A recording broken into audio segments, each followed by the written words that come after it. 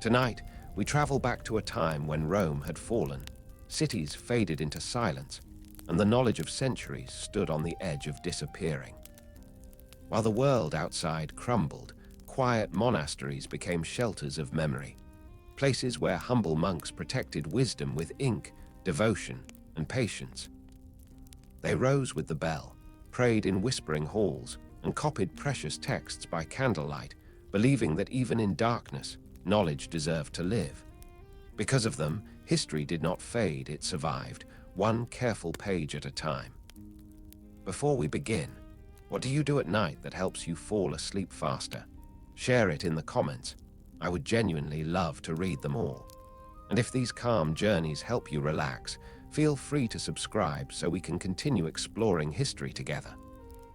The end of Rome did not arrive with a single collapse or a final ringing bell. It came slowly, like twilight stretching across a once brilliant day, dimming city by city, year by year. Streets that had echoed with merchants, senators, soldiers, and scholars began to empty. Statues once polished to marble shine grew stained with rain and moss.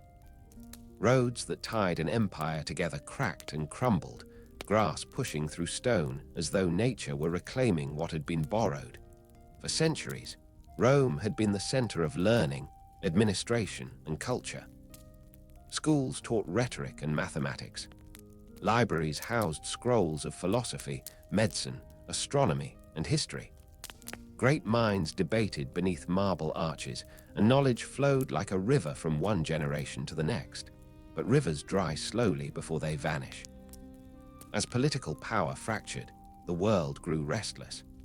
Armies once sworn to defend Rome now marched under different banners. Migrations and invasions pressed against old borders. New rulers claimed territories once loyal to emperors now remembered only in fading statues. Farmers who once relied on Roman highways to bring goods now feared to travel. Stability, once taken for granted, felt suddenly fragile. Urban life, the pride of the classical world, thinned. Markets lost traders, workshops fell silent, and bathhouses once filled with laughter and argument cooled into empty chambers. Teachers left cities seeking safety in rural lands. Students chose plow and shield over parchment and ink. Learning was not forgotten in an instant, but it was neglected, and neglect, over years, becomes decay. Libraries, once jewel houses of the mind, suffered quietly. Some burned during conflict. Others fell to time, crumbling roofs letting rain and dust settle upon shelves. Scrolls, delicate as autumn leaves, dissolved when left untouched too long. Mice gnawed bindings, mold crept across pages. Knowledge does not shout when it dies. It fades like breath against a cold window, disappearing unless someone chooses to catch it. Yet survival instincts turned minds toward food, safety, shelter. People gathered in fortified towns. Soldiers patrolled roads once traveled by scholars. The empire that dreamed in marble now struggled in wood and mud. Few looked to books when danger stood at the door. And still, something quiet yet remarkable happened. With the world shifting toward uncertainty, small groups sought refuge not by sword, but by faith and contemplation. In valleys far from battlefields, atop hills untouched by armies, men built stone rooms and simple wooden chapels. They did not call themselves saviors of civilization. They did not think their work grand or heroic. They simply wished to live in devotion, in discipline, in service to something higher than themselves. Thus began the rise of early monastic life. These communities grew not from ambition, but from humility, born in silence, prayer, and labor. Monasteries had no gates of bronze or marble columns. They were built of stone, timber, and earth, shaped by hands calloused from both toil and reverence. They rang not with political debate, but with bell chimes marking hours of contemplation. Their gardens fed them, their hands sustained them, and their shared life anchored them in an age drifting into uncertainty. Within these walls, time slowed. Dawn arrived with prayer, not proclamation. Meals were simple and quiet. Voices rarely rose above murmured hymns and gentle conversation. And among duties of farming, tending livestock, cooking and helping weary travelers, another task emerged, one that would shape centuries to come: preservation. At first, monks copied scripture so each community might hold the word in its own hand. But soon they copied other works as well: histories of older times, poems from distant lands, medical writings that guided the healing of bodies as surely as prayers guided the healing of souls. Quills scratched across parchment in candle-lit rooms, slow and steady. No audience applauded. No rulers commissioned the work. The monks wrote because to let knowledge die felt wrong, an abandonment of memory, a betrayal of the past. Outside monastery walls, storms of history raged. Former Roman lands broke into kingdoms. Warfare flickered like lightning across the continent. Roads became dangerous, scholars scarce, books rarer still. Yet inside those quiet sanctuaries, a flame remained, small, trembling but alive. The world beyond forgot poetry, philosophy and science. Inside, someone whispered them back into being, line by line. Travelers who reached such communities sometimes felt as though they had stepped into a different age. Beyond the walls lay hunger, conflict and rumor. Within, peace moved like slow water. Monks knelt in prayer, then rose to tend gardens or sharpen quills. Time felt gentle, steady, guided by bells rather than kings. Those who entered found rest not only for their bodies, but for their minds, a space where memory still mattered. For knowledge was no longer the privilege of empires. It had become the devotion of a few quiet souls working by candlelight, believing that one day someone would need the words they safeguarded. They did not know who. They did not know when. They simply believed someone would come. And that belief shaped the future more than any sword swung in the fading light of Rome. Civilization did not end, it withdrew. It waited. It breathed softly in stone rooms as night gathered outside. And in that stillness, the fragile light of learning survived, not by power, but by patience. Not by armies, but by ink and faith. The world was falling, but memory, held in humble hands, refused to fall with it. The quiet work of the monasteries did not stop the world outside from unraveling. Across the former empire, fortresses rose where schools once stood, and village elders replaced senators as the voice of order. Merchants traveled with fear, if they traveled at all, and roads that once hummed with life now lay cracked beneath weeds and brush. To many living in these centuries, the idea of a grand, unified world of learning felt like a distant myth, spoken of by grandparents in hushed tones by the hearth. What had been normal had become legend. Yet beneath this slow forgetting, something else persisted, not loudly, not proudly, but steadily. In valleys where shepherds guided flocks and fields stretched quiet beneath pale skies, the monasteries continued their work. Parchment was prepared, quills sharpened, lamps filled with oil. Evenings, once meant for lively discussion in Rome's forums, were now spent in silent halls where only the gentle scratch of ink against vellum broke the hush. Knowledge, once scattered across marble shelves in public libraries, now gathered in humble wooden cabinets guarded by prayer and patience.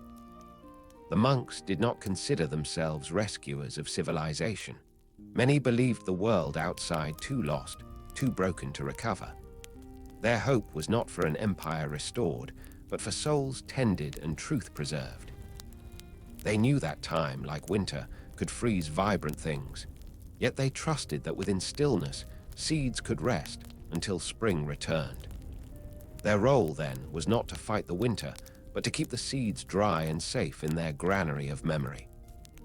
Inside monastery gates, life followed a rhythm untouched by chaos beyond the walls.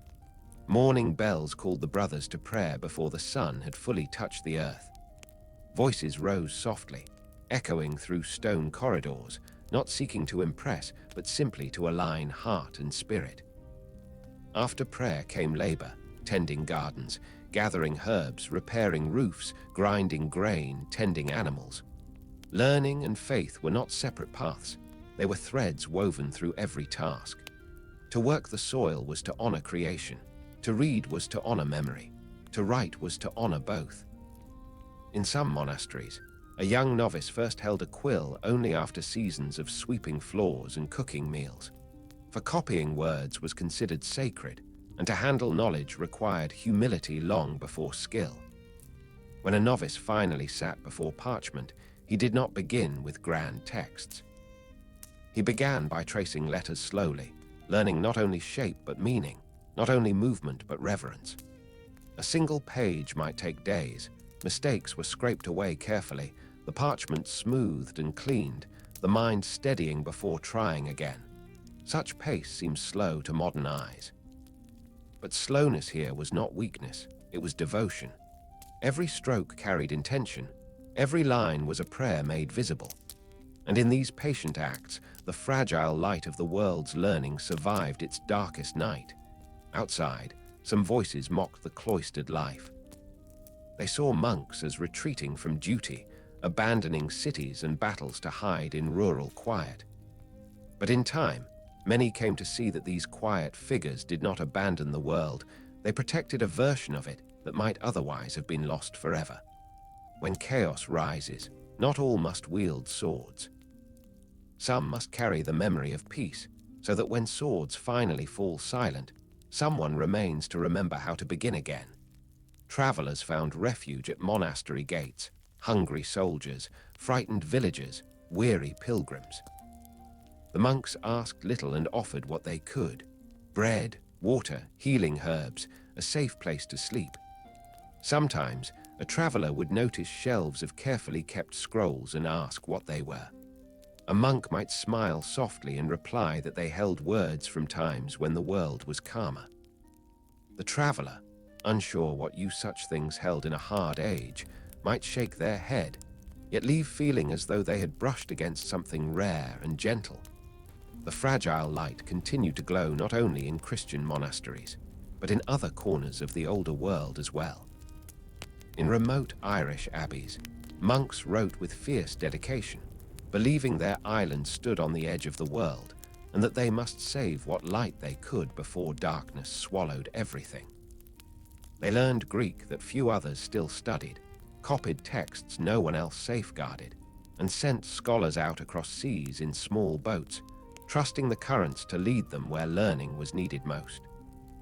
Meanwhile, in the East, scholars in Constantinople guarded libraries and debated philosophy with a stubbornness born of tradition and pride. To the far south, in lands where Islam was rising, scholars would soon gather wisdom from Greek, Persian, and Roman sources and preserve them in their own flourishing centers of learning. But here, in the humble monasteries of a fractured former empire, the task felt quieter, a lone flame in a cold wind. Still, flame endures because someone shields it. And so, night after night, monks sat over parchment, shoulders stiff, visions strained by candlelight. Fingers cramped, backs ached, but the work continued. Some pages bore not only scripture and law, but poems, histories, and science, the measured stars of Ptolemy, the logic of Aristotle, the medicine of Galen. Even when understanding faded, preservation remained. For part of faith was believing understanding would one day return. Sometimes, a monk paused his quill, staring at a passage that spoke of grand cities, famous scholars, and flowing fountains, things he had never seen, things almost unimaginable in a world of stone cottages and wooden fortresses. In that moment, he held a bridge between worlds. He knew the world could be more than what he saw, and perhaps, because he knew, he kept writing. The work continued generation after generation, each brother passing duty to the next like a torch in a long relay whose finish line lay hidden beyond centuries. They did not ask for praise. They expected none. They cared for knowledge as they cared for souls, because both were precious and both deserved saving. Outside, kings rose and fell. Villages crumbled, rebuilt, crumbled again. Storms passed, wars ended, and time moved forward with slow forgiveness. But inside these quiet walls, memory remained unbroken. Books waited on shelves like seeds sleeping through winter. When the world was ready to wake, they would bloom again. And all because someone, in a time when hope seemed naive, chose to believe learning mattered, not for glory, but for humanity. Civilization did not survive on might alone. It survived because gentle hands refused to let the light go out. In the years after Rome's power fractured and slipped away, life across the old empire felt unmoored, as though the world had lost its rhythm and no one yet knew how to beat the drum again. Roads that once carried scholars and scribes became paths for soldiers and raiders. Markets that once hummed with trade now stood half empty, their awnings fluttering like tired banners. And knowledge, once etched proudly into stone and stored in grand libraries, felt suddenly fragile, unprotected, like a candle left on a windowsill during a storm. In this fragile time, different souls searched for meaning in different ways. Some took up arms, believing survival belonged to the strongest. Others clung to wealth or title, hoping money or legacy might shield them. But there were those, quiet, thoughtful, weary of noise and uncertainty, who sought refuge not in power, but in stillness. They turned away from crowded towns where fear whispered through every street, and instead walked toward solitude. At first, these wanderers sought nothing more complicated than peace. They were not politicians, not generals, not wealthy nobles. They were men who wished to escape the collapsing weight of a world they felt powerless to save.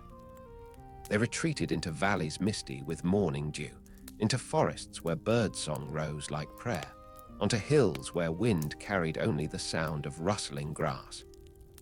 There they built huts or small stone shelters, prayed alone, tilled earth, read scripture if they could find it, and asked simply to live close to God and truth. Yet solitude rarely stays solitary. A man at peace becomes a lantern in darkness, and lanterns draw those who seek light. Others soon followed. A traveler who found a quiet hermit living simply, praying softly, and working patiently might decide that such life held more meaning than politics or battle. A farmer troubled by grief might seek comfort from a holy man in the woods. A young man unsure of the future might join the hermit rather than serve a lord whose strength felt uncertain. Slowly, what began as solitude became companionship, companionship became community, community became tradition. These early monastic gatherings were modest places. A cluster of huts around a small chapel, a garden planted to feed hungry mouths, a shared commitment to prayer, humility, and service. Days passed not by decree of empire, but by bell and by sun. Morning prayer greeted dawn, afternoon work tilled the soil or tended sheep, evening readings quieted the mind before rest. Life was simple by design, not to escape the world, but to heal from it. Yet, as these communities grew, they faced a question. How does one live this life together? Solitude requires only discipline. Community requires structure, patience, and humility. Without a guide, unity can fracture as quickly as empires.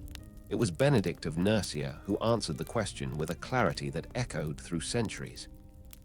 Seeing communities growing and struggling across Italy, he wrote the Rule of Saint Benedict, not as law carved in stone, but as instruction written with understanding. He knew the human heart was prone to pride, to laziness, to anxiety. His rule did not demand perfection, it required sincere effort. The rule called for balance. Prayer and work, silence and speech, learning and labor. It recognized that a soul strengthened in humility becomes steady, and a mind nurtured through study becomes calm.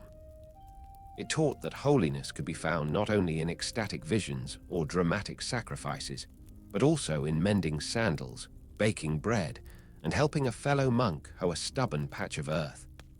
Ora et labora, pray and work, was not simply a slogan. It was a worldview. A life divided between seeking God and serving one another. A rhythm that steadied minds shaken by war and uncertainty. At dawn, monks rose, washed in cold water and walked to chapel. Their chants echoed in stone halls, slow and steady. They sang not to dazzle, but to align their hearts.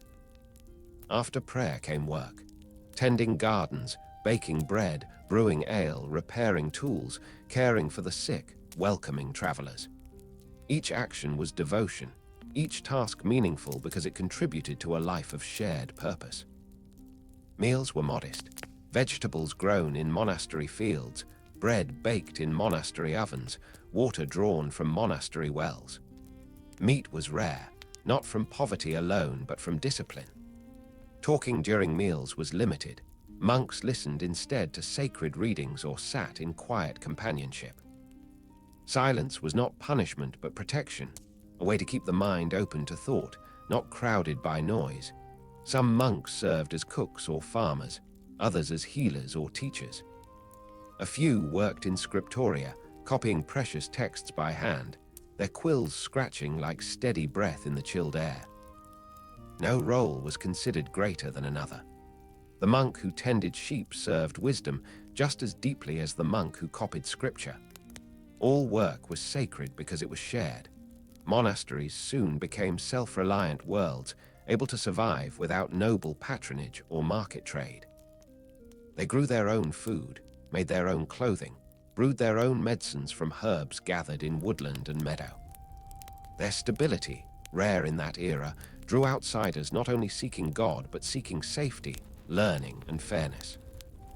Villagers looked to monasteries as anchors, places where disputes could be settled fairly, where hungry people might find bread, where travelers could sleep safely. Simple hospitality became holy duty.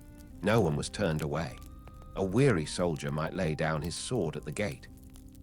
A mother fleeing danger might rest in the cloister garden while monks prepared a meal. A traveler seeking shelter from storm would find warmth, and with warmth, hope. And bit by bit, trust grew, and with trust, influence, not the brittle influence of military power, but the quiet influence of reliability in an unreliable world. Kings negotiated borders, monks planted orchards. Lords boasted of armies, monks harvested grain. Warriors fought for dominion. Monks tended libraries and vineyards, believing learning and labor belonged together. Monasteries became centers of quiet resilience, pockets of stability in a landscape tired of turmoil. They did not rebuild Rome, they built something gentler. Not empire, but community. Not conquest, but continuity. And though the world outside still struggled, something extraordinary happened. A new culture rooted in discipline, peace, literacy, agriculture, and shared life took shape. A culture strong enough to carry light through the centuries until the world was ready to learn again, grow again, and breathe without fear. In a time when many believed civilization had died, monks quietly proved that it had only changed shape. It had simply gone to ground like winter wheat, not gone, only waiting for spring. And in these early monasteries, spring began. Monastic life, once a quiet seed sown in scattered corners of the fading empire, did not remain small for long. Like streams gathering into rivers, small hermit gatherings grew, joined, and strengthened until whole networks of monasteries emerged across Europe. Their existence was quiet, but their influence flowed steadily, shaping not just the spiritual landscape, but the cultural and intellectual heartbeat of generations to come. As centuries passed, these monasteries began to refine their organization. They built cloisters enclosing peaceful courtyards, dormitories where brothers slept side by side, refectories with long wooden tables polished smooth by years of use, and chapels whose stone walls carried chants like breath held reverently in still air. Some kept flocks and fields, others tended orchards, while a few cared for vineyards heavy with grapes that would be pressed into wine for both ritual and nourishment. What once resembled scattered shelters became structured estates, small worlds sustaining themselves through order, care, and devotion. Daily routine was strict yet grounding. The bells rang at fixed hours, calling monks to prayer, work, study, and rest. The divine office, 8 services spread throughout the day and night, created a rhythm that shaped life as steadily as sunrise and sunset. To outsiders, Such constant prayer might have seemed repetitive, even exhausting. But to the monks, it created a steady heartbeat, a calm pulse in a world ruled by uncertainty. After morning prayer, voices softened into silence as hands returned to work. Fields needed tending regardless of season.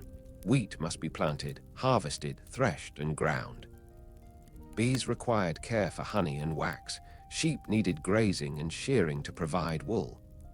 The bakehouse warmed each dawn, the smell of fresh bread rising through stone corridors. In the gardens, monks knelt among herbs, sage for digestion, lavender for calm, yarrow for healing wounds. They had no royal physicians, yet they learned nature's pharmacy through patience and observation. These tasks formed not a distraction from sacred life, but the very shape of devotion. Work sharpened humility. Labor built discipline. Prayer softened pride. Study kept the mind awake. In a fractured world, the monastery was not escape. It was an anchor. Over time, these communities became attractive not only to the devout, but also to those seeking stability and purpose. Some novices entered willingly, drawn by the calm and meaning they saw in monastic life. Others were placed by families hoping their sons might find a secure future in holy work. Young men arrived anxious, uncertain, and untested, boys with little more than curiosity and hope, and slowly became men shaped by discipline, quiet service, and humility. Even those who struggled, who found silence difficult or work tiring, often stayed. For beyond hardship was a sense of belonging rarely found outside the cloister walls. They were not alone, not threatened by armies or famine, not lost in the chaos of shifting kingdoms. They belonged to a brotherhood where each member's burden was shared, where each prayer strengthened not one soul but many. And so, monasteries grew not by force, but by attraction. They expanded farmland, built guest houses for pilgrims, constructed workshops for carpentry and metalworking, and often developed mills near streams to grind grain. Their self-sufficiency made them resilient. Their reliability made them respected. While kingdoms rose and fell, while noble houses fought over land, a monastery's bell continued to ring exactly as it had the day before. Even the surrounding countryside changed in their presence. Villages often formed around monastic lands, drawn by employment, shelter, and the comfort of proximity to a stable community. Roads improved where monks traveled. Bridges were built so pilgrims could reach shrines. Streams were diverted into irrigation channels that nourished crops for miles. The monasteries did not simply endure, they nourished the land around them. Peasants sought the monks not only for bread or medical herbs, but for advice, consolation, and even education. Children who grew up near monasteries often learned basic reading or numbers from kindly brothers. Priests in nearby parishes trained under monastic guidance. Leaders settled disputes with monastic council, trusting the impartiality of men who owned little and desired even less. Monks became quiet arbiters, mediators in a world where sword and fear usually settled arguments. And with time, as war eased in brief intervals and peace returned in small pockets, the monasteries began to take on new roles. They became safe places to store charters, wills, and records, the beginnings of administrative archives. They developed hostels for weary pilgrims walking ancient routes. Some monasteries near ruins of Roman settlements even gathered fragments of marble inscriptions, storing them as relics of memory, perhaps not fully understanding them, yet sensing they held a piece of the world's forgotten wisdom. Monastic gardens blossomed into centers of botanical learning. Orchards expanded into models of cultivation. Breweries perfected recipes still admired today for their craftsmanship and purity. Scriptoriums swelled with quiet industry, though that chapter will unfold in its own time. Brick by brick, page by page, seed by seed, the monasteries rebuilt the foundation of European life without ever marching into war or raising banners. Yet monastic life was not without challenges. Discipline faltered in certain eras. Communities grew wealthy at times, attracting envy or corruption. Some abbots wielded influence too eagerly. Others became complacent as donations flowed from nobles seeking spiritual favor. Reformers arose within the church to call monks back to simplicity when luxury threatened their purpose. But these corrections, though sometimes stern, reaffirmed the core truth. The monastic calling was not about status or power. It was about preservation, labor, and devotion. Despite struggles, the monasteries endured because they offered something rare, a life both meaningful and peaceful. Their walls stood firm against chaos, their prayers echoed against despair, their quills moved when swords fell silent. When rulers looked outward and risked collapse, the monks looked inward and built foundations. By the time centuries had passed since Rome's decline, monastic communities dotted the map like lanterns across a dark field. Ireland became a beacon of scholarship. Italy held monasteries older than many towns. France and Germany saw vast abbeys rise with cloisters wide as castle courtyards. Spain and England nurtured brothers dedicated to the same ancient vow: prayer, work, and learning. And though the monks rarely spoke of legacy, they shaped one. For generations yet unborn, they held knowledge safe. They cultivated land so others might eat. They kept literacy breathing when the world nearly forgot how to read. Where memory might have perished, they preserved it. Where peace seemed impossible, they enacted it quietly, consistently, and faithfully. By the time Europe slowly began to recover, to trade, to build, to learn again, the monasteries stood ready, repositories of wisdom, guardians of fields, teachers of mind and spirit. The world could rise once more because someone had remained still when all else shook. In their silence, they protected memory. In their routine, they protected order. In their devotion, they protected hope. And so monastic communities became not relics of the past, but bridges to the future, evidence that even in the deepest winter of history, there are hands willing to tend the quiet fire until dawn returns. In monasteries where silence shaped the hours and bells shaped the days, there existed a room unlike any other, a place where time slowed even further, where breath seemed quieter, where the world outside could not intrude. This was the scriptorium, the workshop of words, the sanctuary of ink and parchment. If monastic life was a garden where the soul was cultivated, then the scriptorium was its archive, the place where thought was given form and memory became tangible. Entering a scriptorium was like stepping into a still pool of air. Light filtered through narrow windows in pale beams, falling across smooth wooden desks. Dust floated lazily in those beams like drifting snow. The smell of parchment, stretched tight like skin over history, mingled with the warm scent of beeswax candles. On shelves rested jars of ink, oak gall black, red from ground cinnabar, blue from rare lapis when fortune allowed. Quills lay sharpened, cut to precise angles, each one a tool not simply of writing, but of preservation. Here, monks moved not with the steady rhythm of field work, but with the slow deliberation of caretakers handling fragile, irreplaceable life. Their hands were steady, their posture upright, their breathing measured. They sat at their desks from morning prayer until the bell summoned them to another duty, and then returned again after those duties were completed. They did not rush. One good page was worth more than 100 hurried ones.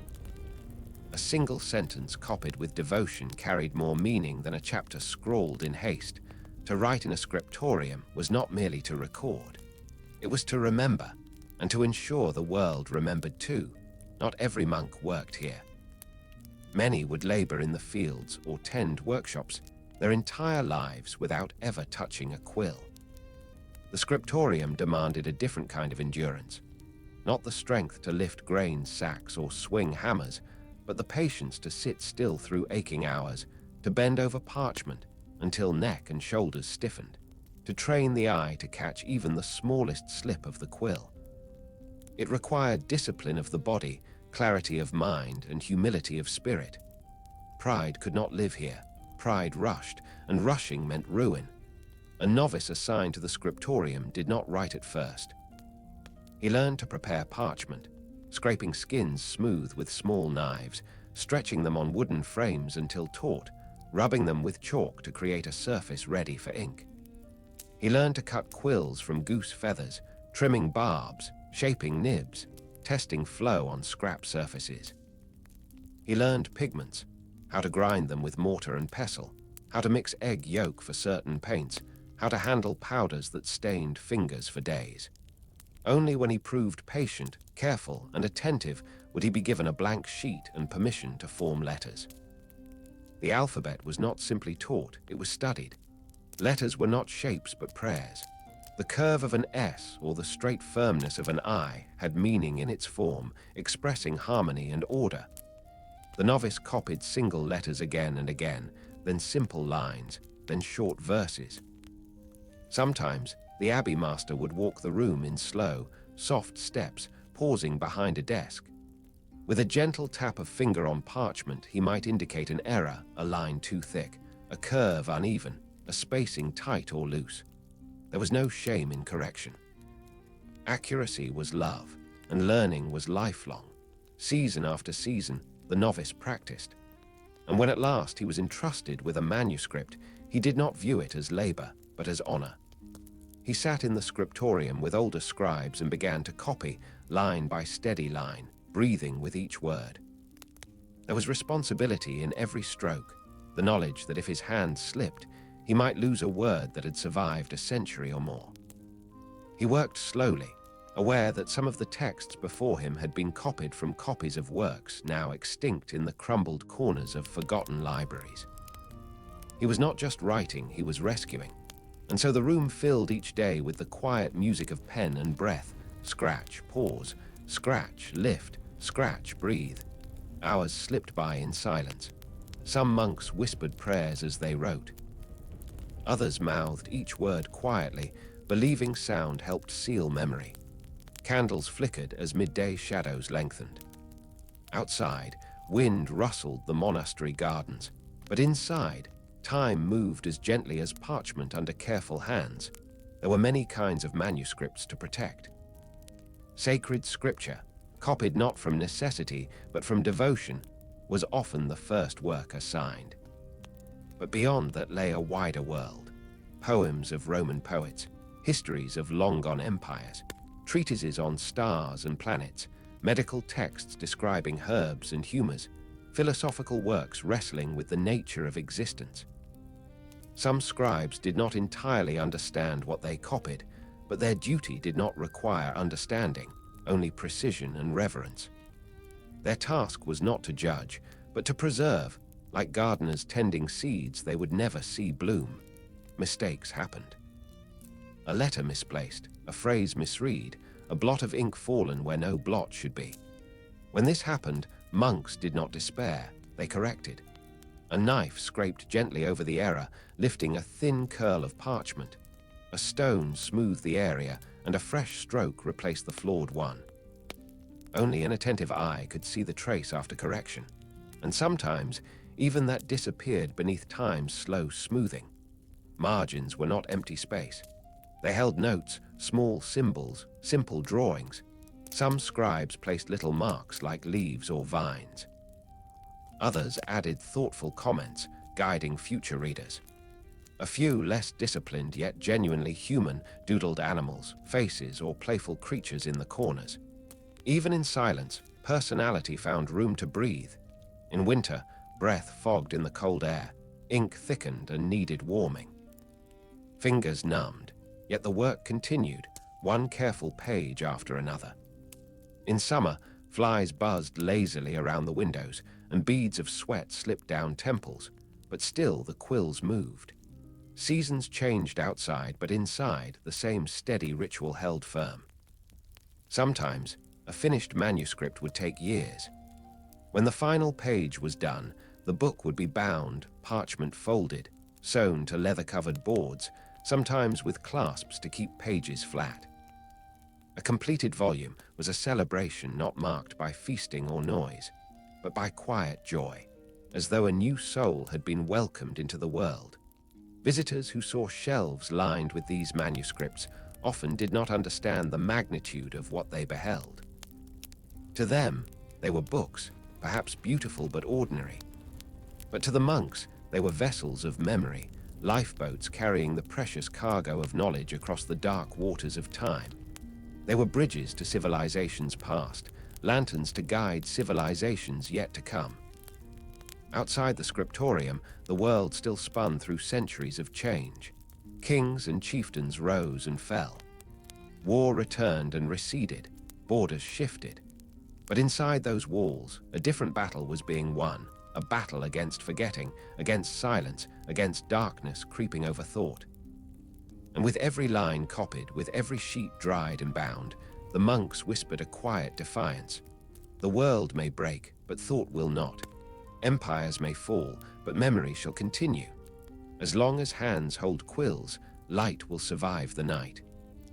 The scriptorium was not only a place of writing, it was a place of memory in motion, a living thread between centuries. Yet if one imagines monks sitting in uninterrupted peace, copying page after page without challenge or interruption, they imagine an idealized stillness the world rarely provides.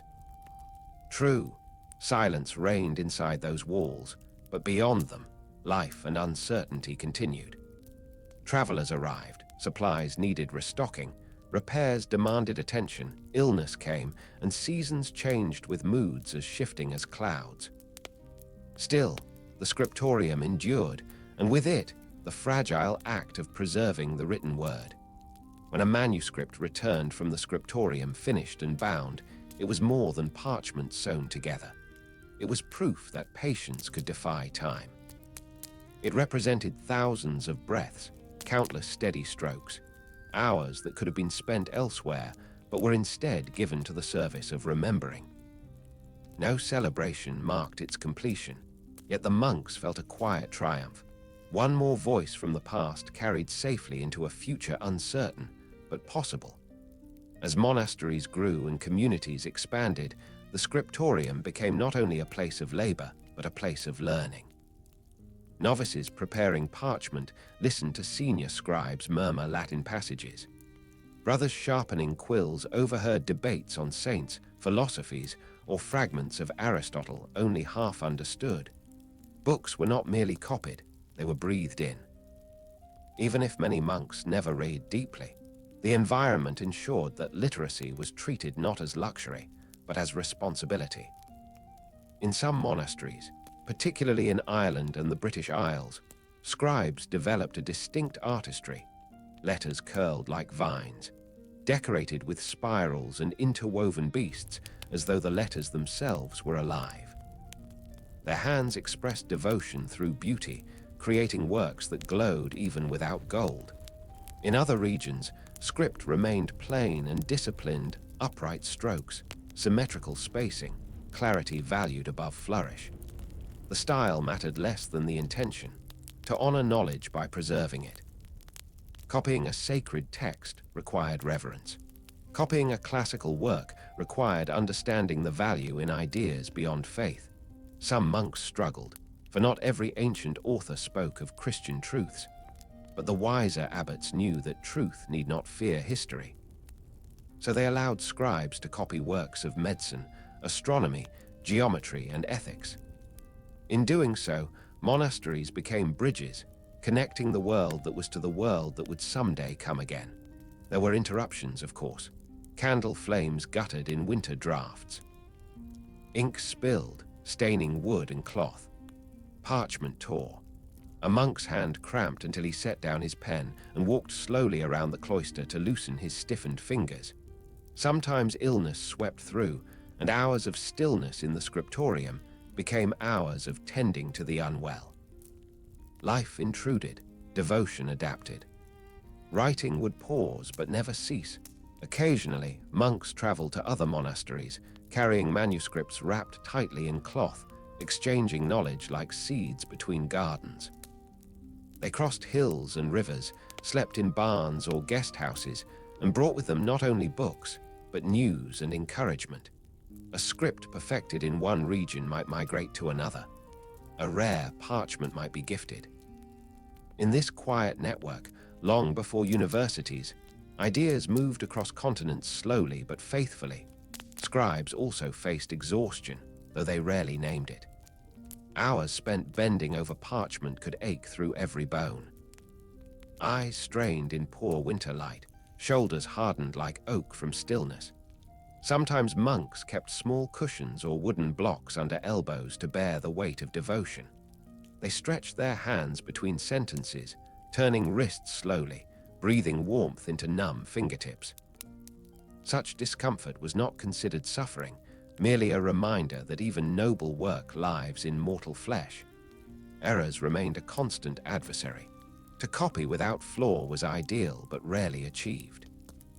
Some manuscripts bore humorous confessions in their margins, small Latin grumbles about stiff necks, cold rooms, or weary eyes. In one, a scribe wrote, "Writing bows the head and turns the mind into a prison." In another, "The parchment is hairy." And in another, with weary honesty, "As the harbor waits for the traveler, so this page waits for the last line." These small human touches remind us that devotion did not erase humanity, it shaped it gently. Scriptoria also helped create one of the most important cultural shifts of the era, the rebirth of libraries. A monastery without books was like a garden without seeds. The scriptorium provided manuscripts, the library preserved them. Over decades and then centuries, shelves filled again. Dust gathered not over forgotten scrolls, but over volumes cared for and returned to. What Rome had nearly lost, monks slowly regained. Yet no scriptorium existed forever untouched. Fires threatened parchment, dampness threatened ink, and time threatened everything. Monks rotated manuscripts, repaired bindings, recopied damaged pages when needed. The fragility of knowledge was never forgotten. It was confronted daily. Every page copied carried the awareness that without this work, whole worlds could vanish. And sometimes it was not enough. Villages burnt, and monasteries with them. Raiders stormed peaceful cloisters, taking livestock, shattering pottery, scattering monks into forests. Some scriptoria were left silent, their desks overturned, parchment fluttering like wounded wings on the floor. When monks returned, sometimes days later, sometimes years, they picked up quills again. Even in devastation, the work resumed. Because if they stopped, darkness would continue its quiet victory. To write, then, was not merely to preserve text, it was to resist forgetting. To push gently against oblivion. To trust that someone someday would open these pages and see more than ink. They would see a thread stretching backward through time, linking lives separated by centuries. Even when the rest of the world forgot scholars and poets, the scriptoria remembered. Even as warlords argued and kings replaced kings, the scriptoria recorded. Even as famine tightened its grip or plague swept through fields and halls, somewhere, a monk sat alone at his desk, whispering prayers as he traced letters one by one. Perhaps he did not think of posterity. Perhaps he only thought of duty. But duty, faithfully carried, becomes legacy. And legacy carried in silence becomes civilization reborn. In the centuries to come, when scholars in distant future universities opened ancient manuscripts and marveled at their preservation, they would owe silent debts to these men, to their aching backs, their steady hands, their patience, their reverence. Their belief that no word worth writing should ever be allowed to die.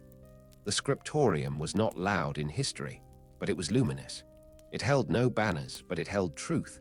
It trained no soldiers, but it preserved minds. And in the hush of ink upon parchment, it safeguarded the world's memory against the long night of forgetting. Before a monk ever lifted a brush of gold or touched pigment to page, the world he entered was one shaped by reverence. Reverence for words, for prayer, and for the fragile power of memory. In the scriptorium, preserving text was already sacred work. But there was another labor that existed alongside it, one that transformed parchment into almost living beauty, the art of illumination. If scriptoria were the heartbeat of knowledge, illumination was its gentle breath, quiet, luminous, and filled with devotion. The word itself, illumination, meant to bring light. And in a world that often felt shadowed by uncertainty, these glowing manuscripts brought light both literal and spiritual. Illumination was not decoration. It was devotion made visible, worship captured in pigment and gold. The artists who worked at these pages believed beauty was itself a form of praise. To honor the sacred words, they would make them radiant. To step into an illumination chamber was to enter a world of color in a world that was often brown, green, gray, and muted by earth and wool. Parchment waited like blank skin, brushes lay in careful rows, pigments ground into fine powder glimmered in shallow shells and stone dishes. Some colors came from plants gathered in monastic fields, woad for blue, madder for red, saffron for yellow. Others came from minerals crushed and purified, malachite, cinnabar, lapis lazuli brought from distant lands, traded like treasure. Gold, however, held a place beyond all others. Thin sheets, so thin they trembled at the slightest breath, rested like captured sunlight. A monk would breathe softly, gently, using a fine brush to apply the glue of beaten gum or egg white, then lift the gold leaf with a knife or feather and lay it upon the page. He pressed it with a polished tool, sometimes a smooth tooth or stone, until it shone like a drop of morning sun. When candlelight struck that gold, the manuscript truly lived. It glowed in the dim chambers where monks prayed and worked, a quiet reminder that light belonging to heaven had chosen to rest upon the earth. The process was slow, almost meditative. Before any color was applied, the design was sketched in faint lines, sometimes geometric and symmetrical, other times an intricate mix of vines, leaves, and spirals curling like growing things. The page margin became a garden, letters sprouted tendrils, mythical creatures, symbols, and saints emerged from the silence of the vellum. Patterns flowed like rivers, twining through borders. Script itself, when illuminated, often began with a letter so large and adorned that it became a doorway leading the eye into the text beyond. The monk who painted these forms did not consider himself artist first, he considered himself servant. Art was prayer, attention was humility, the page was an altar. Each stroke of the brush was offered to God, each glint of gold a reminder of eternal light. Beauty did not distract, it elevated. The work required patience as deep as faith.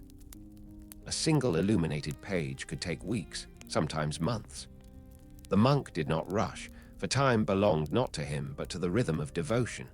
Some motifs echoed nature, flowers curling with grace, birds perched upon vines, fish woven into borders as symbols of Christ.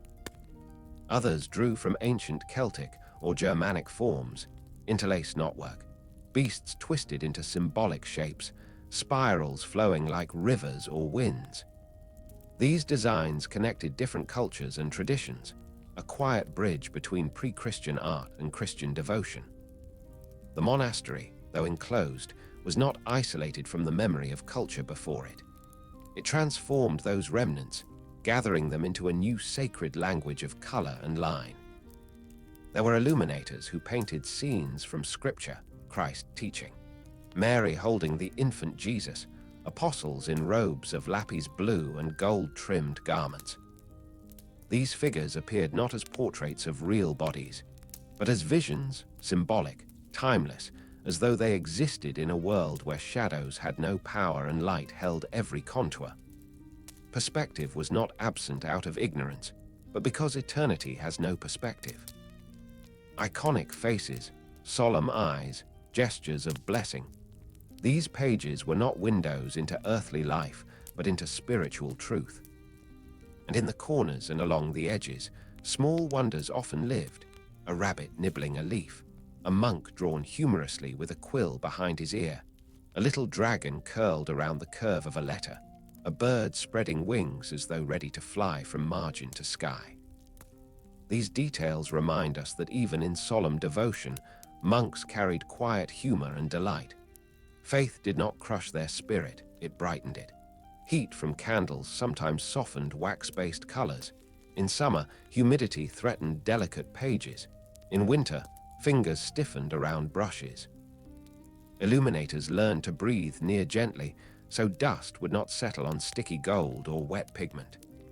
Their tools were simple: quills, knives, brushes made from tails of animals, shells to hold pigment, polished stones to burnish gold. Their studios were simple too: wooden desks, small windows, benches, shelves. Yet from these humble tools and spaces emerged works that glowed brighter than any palace tapestry. To prepare colors, they ground minerals on stone, mixed them with egg or gum, and stored them in shells. Lapis, precious as jewels, was saved for the most holy images. Vermilion glowed like glowing embers. Green from crushed copper held earth's breath. White made from lead shone pure but dangerous. Art required sacrifice of time, of comfort, sometimes even health. But to them, this sacrifice was not loss, it was offering. The artists spoke little. Their silence was not emptiness, it was a vessel where attention deepened. A brush dipped into blue was a prayer for heaven's grace. Gold laid carefully was a tribute to divine glory. When a page was finished, the monk might sit back, close his eyes, and breathe, sensing not pride but peace. The peace of having taken part in preserving beauty and truth in an age hungry for both. Sometimes travelers, pilgrims, or visiting clergy saw these illuminated manuscripts and fell quiet, struck by the shimmering pages as though witnessing a miracle in pigment and gold. Not all understood the labor behind them, nor the countless hours poured into each inch. But they felt something: reverence, awe, wonder. And this too was part of illumination's power. Beauty softened hearts, lifted weary spirits, and reminded the world that even in difficult times, human hands could still create light. Illumination did not live only in scripture. It lived in psalters sung during prayer, in devotional books used for teaching, in chronicles recording the past, in gospels carried to churches where villagers gathered to listen. And where words might have felt distant or abstract, art bridged the gap. For those who could not read, and there were many, illuminated scenes spoke in color what ink alone could not. In a world often marked by hunger, fear, and uncertainty, illumination whispered a quiet truth: light is never lost. It only waits for hands willing to carry it. And so, through season after season, year after year, monks bent over pages, giving them not just ink and paint, but patience, love, and faith. Their work glimmered like stars across history, constellations of devotion guiding future generations through long nights. Gold on parchment, color on page, they were not preserving art, they were preserving hope. Illumination did not remain a single monk bent over a single page. As centuries unfolded, it grew into a tradition, a lineage not carried by blood, but by devotion, passed from careful hand to careful hand. Monasteries across Europe developed their own styles, their own touches of grace and imagination. To move from one manuscript to another was like traveling across lands without leaving a chair. Vines curled differently in Ireland than in Italy. Saints stood with different robes in France than in Spain, and the shimmer of gold varied with every brother's breath. Yet the heart of the art remained the same everywhere: beauty as an offering, patience as a prayer. The illuminator's task continued long after the scribe had laid down his quill. Once the text was written and dry, the artist took up his tools and began the slow awakening of the page. First came outline, gentle pencil-like marks made with lead or bone to guide form. Then came color, layer by careful layer. A single flower might require 3 tones to give it life: a deep hue laid first, then a middle shade, then a light stroke to spark highlight, each brushed with tenderness as if petals might bruise beneath rough touch. Gold returned again and again, not simply as embellishment, but as light embodied. The monk lifted the fragile leaf, thinner than breath, trembling at a whisper, and placed it onto waiting glue. When the burnisher pressed it to the page, it transformed. It did not just reflect light, it held it, captured like morning dew holding sunrise. Those who later turned the pages would feel as if they were witnessing the divine shimmering quietly between lines of ink. To create gold pigment, the monk ground leaf into powder, mixing it with binding agents to make liquid gold precious, rare, reserved for halos, sacred letters, and the faces of holy figures. Sometimes, tradition demanded that before using gold, the monk kneel in prayer. It was not ritual for show, but a humbling reminder. The work was not decoration, it was praise, but illumination did not shine only with gold. It glowed with deep blues made from distant lapis, a pigment rarer than silver, carried from mines in Afghanistan through countless hands, each trade forming a chain of value and trust. To place lapis on parchment was to place a treasure, and monks used it sparingly yet lovingly, often for the robe of Christ or the cloak of Mary. In such choices, the art whispered truth, beauty reveals reverence. Greens came from verdigris, though monks approached it with caution. It bit parchment like time, eating slowly if not prepared well. Reds came from insects crushed and mixed with vinegar, or from minerals ground so finely they seemed like dust from a forgotten sunrise. Black came from soot gathered from lamp flames, humble in origin, eternal in meaning. A world of color rested in tiny pots arranged neatly on wooden tables, proof that a monastery, while quiet, still held within it the richness of creation. Some monks illuminated only sacred texts, seeing any other work as too worldly. Others believed knowledge, whether spiritual or secular, deserved honor, and so they illuminated treatises on astronomy with stars and celestial wheels, or medical texts with herbs curling like guardians along the margins. These choices reflect a truth often forgotten. Monasteries did not close themselves to the world. They memorized it, tended it, and offered back not only survival, but wonder. The illuminated page also held metaphor. When a capital letter unfurled like a vine, it spoke not only to beauty, but to faith growing quietly in the mind. When tiny animals hid between stems or perched on the end of letters, they echoed creation's diversity, a reminder that God's world was playful as well as solemn. When saints glowed in robes of blue and gold, they reminded the reader that holiness was not distant. It lived in color as well as in word. Some manuscripts contained lavish full-page miniature paintings, scenes of Annunciation, Nativity, Resurrection.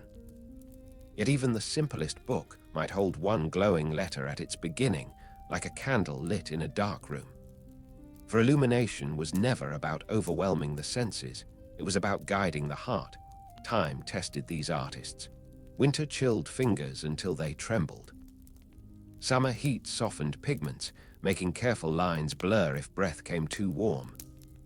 Illness forced projects to pause. Famine or war occasionally threatened pigment supply, parchment production, or peace itself. Yet still the monks worked, one page at a time, trusting that devotion placed in small acts echoed louder than chaos roaring outside monastery walls. Sometimes, a monk would finish a page and lift it gently, tilting it to catch the light. The gold would flash, and in that brief shimmer, centuries seemed to fall away. What mattered was not who would see it, nor whether the world would praise the work. What mattered was that beauty had been given life, and in giving it life, the monk felt his own spirit strengthened. Many illuminators never signed their work. Their names are lost, but their hands endure through strokes that still glow today. Their anonymity was chosen, not imposed. To sign a name might invite pride. To leave a page unsigned let glory rest not on self, but on God, on the text, on the act of creation itself. Humility was the frame around every gilded letter. Yet despite humility and silence, illuminated books traveled. They found their way into cathedrals and courts, libraries and private chapels. Kings borrowed them to swear oaths. Scholars studied them to learn scripture or Latin. Pilgrims glimpsed them and felt awe. These books became bridges between worlds, between sacred and scholarly, between monastery and kingdom, between past tradition and future enlightenment. The illuminated manuscript was not merely art. It was a vessel for time, a map of human devotion, intellect, patience, and longing. When the world outside felt dim or lost, these pages shone. Each letter lifted toward heaven, each vine curled toward eternity, and every stroke reminded its maker that truth is not kept alive only by memory, it is kept alive by care. Care is slow. Care is deliberate. Care does not rush or shout. And in those centuries when rushing and shouting so often shook the earth, monks chose care instead. Their art survived not because it was loud, but because it was faithful, faithful to beauty, faithful to knowledge, faithful to the belief that light, once given form, must never be allowed to fade. And so illumination became a testament, shining proof, that even in difficult ages, human hands could still shape radiance, and human hearts could still protect the sacred through patience and love.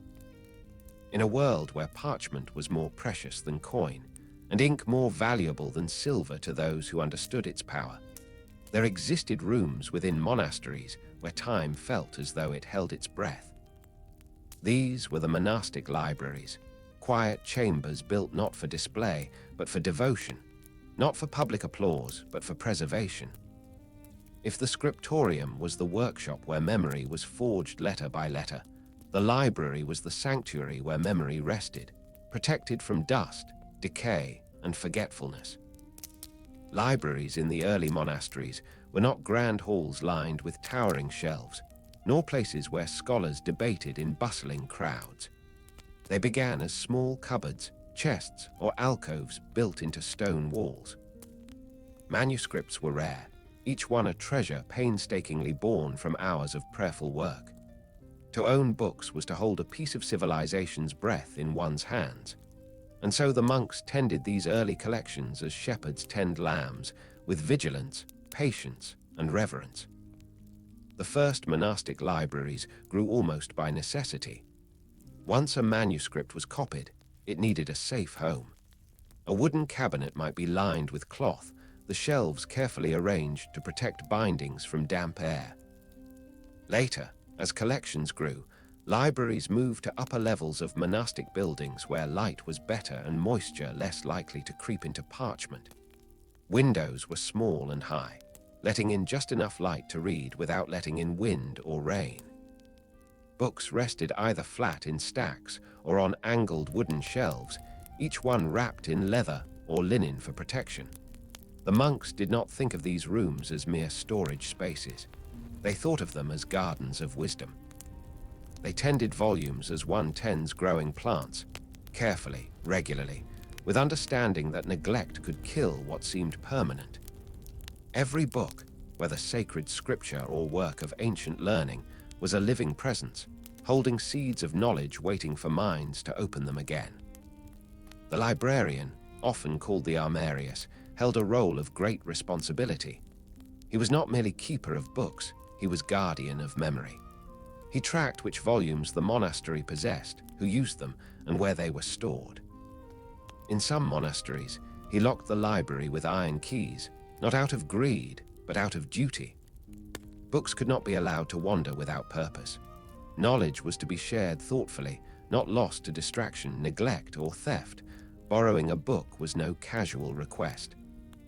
A monk approached the armarius with humility, asking not for entertainment, but for learning that served prayer or duty.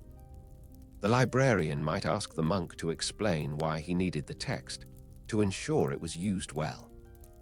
Some monasteries kept written lists of which books had been taken out and by whom, forming early catalogue systems. Though simple, these lists were acts of memory themselves, evidence of a world trying not to forget even as the centuries around it often did. The library was quiet, but not silent like the scriptorium.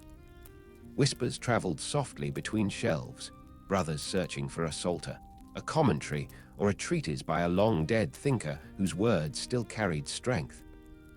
The occasional soft thump of a book being set down, the faint swish of pages turning, the scratch of quill taking notes, these were the sounds of thought breathing in dim air. Not all monks could read, especially in earlier centuries. But those who could treasured the library deeply, for they knew literacy was not merely skill, it was inheritance. To read scripture was to hear God's voice. To read history was to learn from fallen empires. To read philosophy was to strengthen reason against confusion. Literacy lit an inner lamp in a world still shadowed by the fading memory of Rome. As monasteries matured, some libraries grew larger. Wooden benches were built for reading. Lecterns held heavier volumes. Chains were sometimes added to precious books, not to imprison them, but to protect them from wandering too far. A chained book was not a symbol of restriction, it was a symbol of importance. These books were not meant to leave, not meant to risk loss. Knowledge, once lost, could take centuries to return if it returned at all. Gradually, a system of organization formed. Texts were grouped by subject.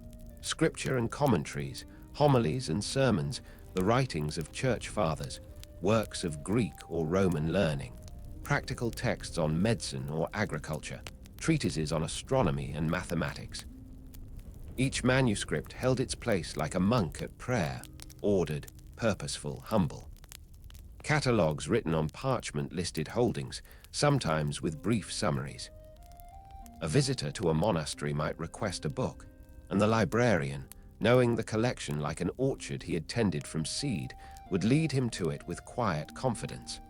Light in the library was precious. Too much would damage parchment. Too little would strain eyes already tired from hours of reading by candle. So windows were narrow, placed high, letting sunlight fall in soft gold across tables. Candles were used sparingly, wax was costly, and flame a danger. A single accident could undo years of labor.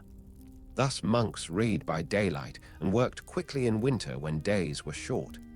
Darkness was not enemy, but it demanded respect. Some libraries developed scriptoria adjacent to them, so manuscripts could move from one sacred space to the other without exposure to weather or careless hands. The proximity symbolized a truth monks lived. Knowledge must not only be created, it must be protected. Travelers who saw these libraries often felt awe. In a world where many villages could claim no books at all, where even kings might own fewer texts than a humble monastery, a room filled with volumes felt like witnessing a hidden treasury. And indeed, it was not a treasury of gold, but of thought and spirit. The monks knew the value of what they held. They knew that somewhere beyond their walls lay a world often too busy, too hungry, too troubled to preserve its own memory. So they watched over books like shepherds, guarding against wolves of time and neglect. They cleaned pages with soft cloth, repaired bindings when they weakened, copied fading text before it vanished. Where the world forgot, the library remembered. Some libraries became famous, and scholars undertook pilgrimages not only to holy relics, but to manuscripts. Irish monasteries sent missionaries carrying books bound in leather satchels across seas, teaching and sharing knowledge like seeds cast onto wide fields. Continental monasteries welcomed wandering monks who brought foreign manuscripts, exchanging wisdom as farmers exchange seed varieties. A network of learning grew, slow, fragile, but persistent. Yet humble libraries also existed, small shelves in remote valleys where only a handful of books lived. These libraries were no less precious. Even a few volumes could safeguard centuries of thought. A psalter, a gospel, a commentary, a medical treatise, enough to guide body and soul. These tiny collections shone like lone lanterns in dark winter fields. The library did not require applause. It required care. It asked for nothing extravagant, only time, humility, quiet devotion, and hands willing to turn pages gently. And through this quiet care, knowledge endured through silence, hardship, and passing generations. The world outside saw battles, famines, shifting borders. But within monastic libraries, a different struggle took place, a struggle against forgetting, against the slow erasure of wisdom. Here, the victory was not loud. It was measured in pages preserved, texts copied, ideas guarded for minds unborn. Where roads broke, books remained. Where empires fell, memory endured. And in these quiet archives, a truth glimmered like gold leaf on a sacred page. Civilization survives not only through courage, but through care. As libraries grew and scriptoria continued their steady labor, monasteries began to change in subtle ways. What had once been small communities, focused mostly on prayer and survival, gradually became storehouses of humanity's memory, places where words slept but never died. To walk into a monastic library was to step into quiet eternity, into a space where centuries could be held in the span of two open palms. Yet the work of preservation was never finished. It was living, ongoing, almost breathing. Books needed tending as fields needed plowing. They needed cleaning, repairing, copying, and reading. Knowledge was not static. It was something monks had to guard, nurture, and pass along like flame from candle to candle. Outside monastery walls, life moved unpredictably. Lords fought over land, villages rose and fell, peasants fled fields during famine years, and kingdoms shifted like sandbanks in a restless river. But inside the library, the walls held steady, and shelves, whether modest or numerous, formed a quiet defense against chaos. Here, parchment that might have turned to dust under neglect instead rested safely beneath dust cloths and wooden covers. Here, thought found shelter from the storms of time. It was not enough to own books. Monks took their duty further. They organized, protected, and catalogued them. They learned which manuscripts were rare and needed priority for copying. They studied fading ink and carefully traced letters before time erased them entirely. When shelves grew full, they built new ones. When rooms became crowded, they constructed new chambers above cloisters or carved space from thick stone walls. There was always the question of future needs. A monastery might own 30 books one century and 300 in a century to come. Space expanded slowly, thoughtfully, like everything in monastic life. Copying was not the only form of preservation. Monks also sealed knowledge against loss. Some kept duplicate copies of sacred texts in different wings of the monastery, so a single disaster could not erase everything. Others placed manuscripts in wooden chests bound in iron, stored in the driest room. Monasteries near rivers sometimes stored books on the upper floors, away from water. Those in storm-prone regions reinforced walls. Fire remained a terrible fear. A dropped candle, a spark carried by wind, such accidents could destroy generations of work. So monks handled flame with reverence, lighting only what was needed, extinguishing each candle at its hour. Yet even with such care, manuscripts faced constant threat. Mice gnawed bindings. Humidity warped parchment. Mold crept silently if left unchecked. Pages that were not turned for decades stiffened, paint cracked, gold flaked. The librarian and brothers trained to assist in the archive monitored every volume with near-parental concern. They dusted covers, aired pages when weather permitted, and repaired tears with needle and thread. A damaged book was not discarded, it was healed. In these moments, monks became physicians of memory. Sometimes, danger did not come from accident, but from turmoil beyond the monastery. Raiders could arrive with fire and swords, drawn by rumors of wealth. They sought coin, livestock, and food, and occasionally, in ignorance or malice, they destroyed manuscripts. When danger approached, monks sometimes hid precious volumes in sealed clay jars or buried them beneath cloister stones, believing that even if they themselves perished, the pages might survive, waiting for gentler hands to unearth them again. There are places even now where archaeologists find such caches, quiet testaments to monks who feared loss more than death. A monastery that lost its library lost part of its soul. And so brothers mourned when books were stolen or destroyed, not because of monetary value, but because each manuscript carried human devotion within it. Every stroke of ink had been a prayer. Every page turned in study had been a seed of understanding. To lose a book was to lose a life's work twice, once in its making, once in its ending. Yet the story of monastic libraries was not only one of guarding, it was also one of sharing. Monks traveled to other monasteries to copy rare manuscripts, sometimes journeying weeks on foot to borrow a book. They carried protective wrappings, careful not to stain or bend pages. They slept in guest houses, prayed with unfamiliar brothers, and returned home carrying the gift of knowledge like a reliquary. When they returned, the borrowed book was placed on a desk, and work began anew, letters copied faithfully, diagrams drawn slowly, prayers whispered between strokes. Such travel formed networks of learning long before universities. A monk in Burgundy might read a text preserved in Ireland. A scholar in Germany might study a work saved in Italy. Ideas, though slow, moved like pilgrims across the landscape, guided not by trade or conquest, but by the desire to remember. In these chains of exchange, civilization did not vanish. It wandered and waited and quietly grew. It is easy to imagine monastic libraries as solemn and severe, but they held warmth too, human warmth, intellectual curiosity, quiet excitement. A monk who discovered a forgotten text might smile, not widely, but with gentle joy. Brothers might gather to hear a passage read aloud, marveling at a story or idea from another age. Young novices entered the library for the first time with awe, sensing they stepped into a sacred repository, unlike any chapel, a chapel of thought.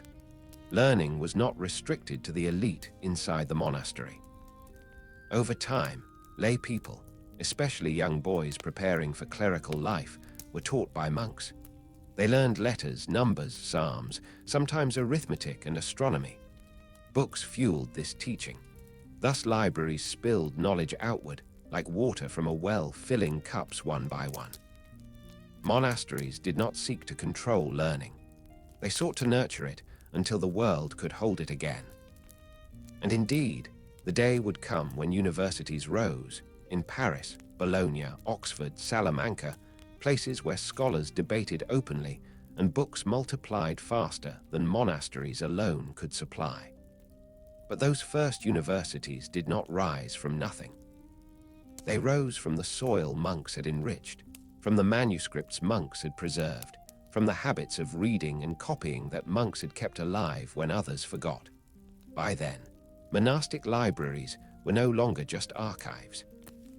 They had become ancestral memory, the roots of Western scholastic tradition.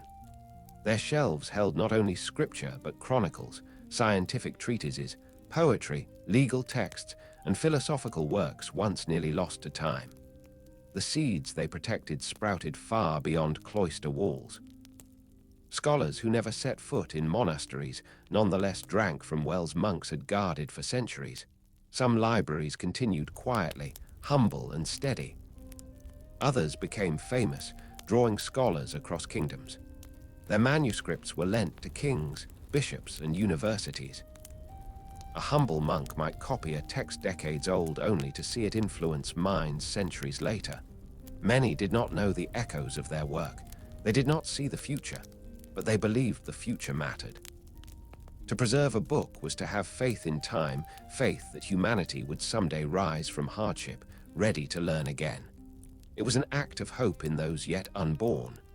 And in that hope, the monks were right. Long after the hands that copied scripture and science crumbled to dust, the words they preserved lived on. Pages they protected endured wars, fires, floods, and ignorance.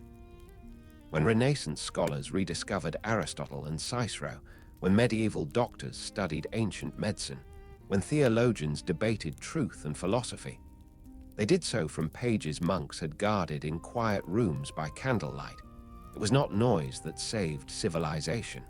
It was not armies. It was care. Care placed in parchment. Care placed in memory. Care placed in the belief that no knowledge worth learning should be permitted to vanish. Thus, the monastic library became a miracle not of stone or relic, but of patience, humility, and devotion. A miracle written in ink, and preserved through time by hands that asked for no glory. And because of them, the world remembered. Long before the first universities raised their halls in bustling medieval towns, before scholars gathered beneath vaulted ceilings to debate philosophy and astronomy, there were quiet places where learning rested like a candle cupped in careful hands.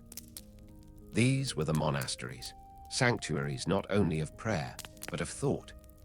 If the world beyond their walls often hurried toward power and conflict, the cloister turned inward, toward understanding, reflection, and the steady cultivation of knowledge. In these still places, scholarship did not flourish by proclamation or ambition. It flourished because men believed wisdom was as sacred as worship.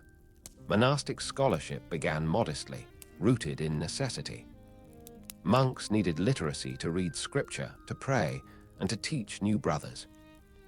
They learned grammar to understand sacred texts, rhetoric to preach, and logic to discern truth. Over time, this simple foundation grew, layer by layer, until monasteries held within them the beginnings of curriculum. Not yet formal, not yet structured as universities would one day require, but profound in purpose and depth. In the early mornings, monks gathered for prayer, voices rising and falling like tides in stone-walled chapels. But after prayer, some did not go to fields or kitchens or workshops. Instead, they went to schools within the cloister, rooms where wooden benches stood ready and sunlight filtered through narrow windows, illuminating parchment and wax tablets. Here, young novices bent over their work, shaping the letters of the alphabet, reciting psalms, learning Latin word by careful word. Their instructors moved between them with patience, correcting posture, sound, and form, for to write poorly was to dishonor the text itself. Education at first served faith, but in serving faith, it awakened minds to a greater world. Scripture opened into theology, theology into philosophy, philosophy into natural study. The monks learned to track the movement of stars to determine feast days and agricultural cycles. They practiced arithmetic, not merely to tally grain, but to understand harmony and divine order. They studied the body not only to heal illness, but to grasp the mystery of life as creation. Slowly, a pattern emerged. Monasteries were becoming schools for the world, even if the world did not yet realize it.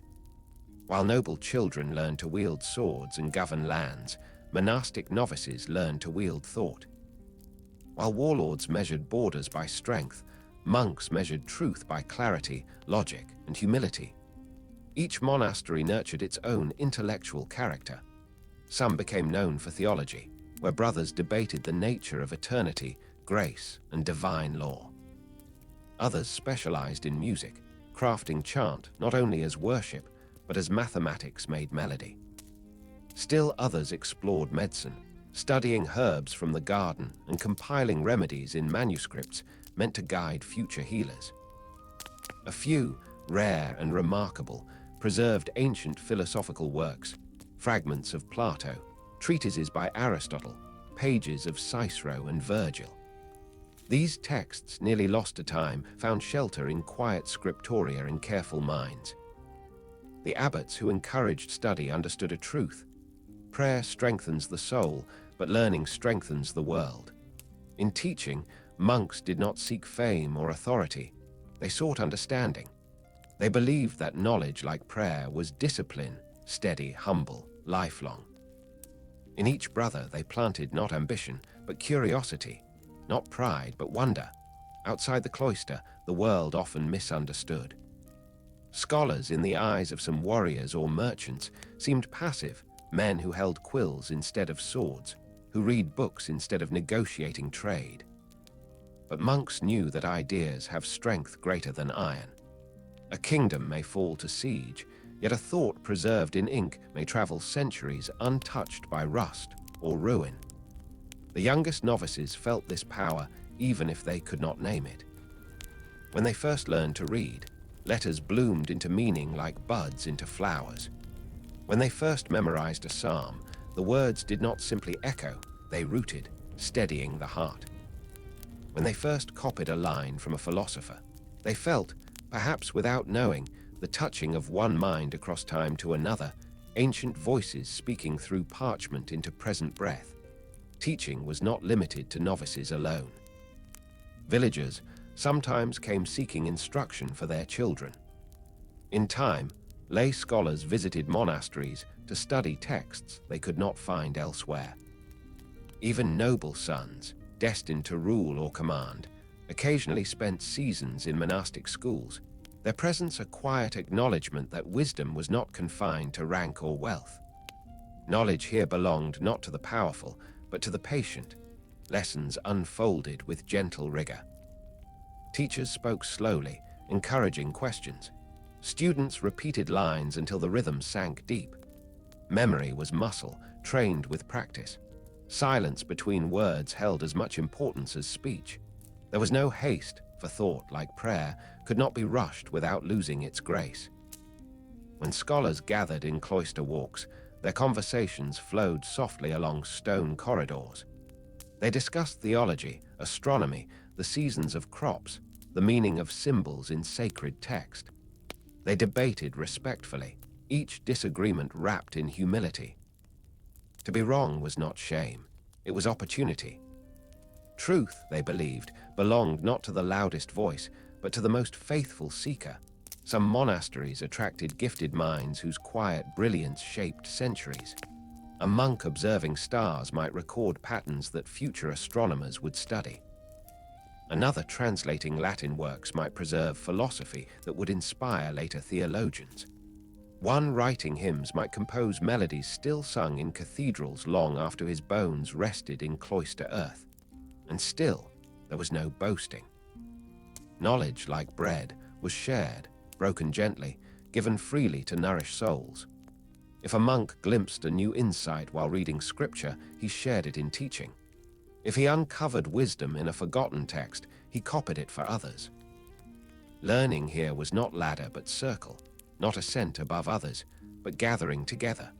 Through this devotion, monasteries prepared something they could not yet foresee, the rebirth of formal learning in Europe.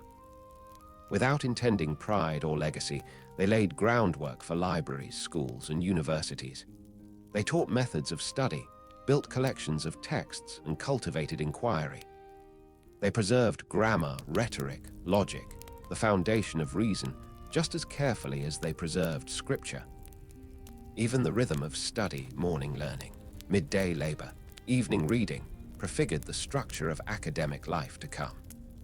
And though the outside world still belonged largely to warriors and kings, within monastery walls, thought sharpened quietly like a blade honed on hidden stone. Through centuries, light gathered slowly. Some called this age dark, and in many places, darkness did press heavy. But inside these walls, flame endured. It flickered in cellars where manuscripts were dried. It glowed through stained glass during evening chant. It shone in the eyes of novices turning pages under narrow beams of sun. A monastery's strength lay not only in prayer, not only in fields, but in its faith in the power of understanding.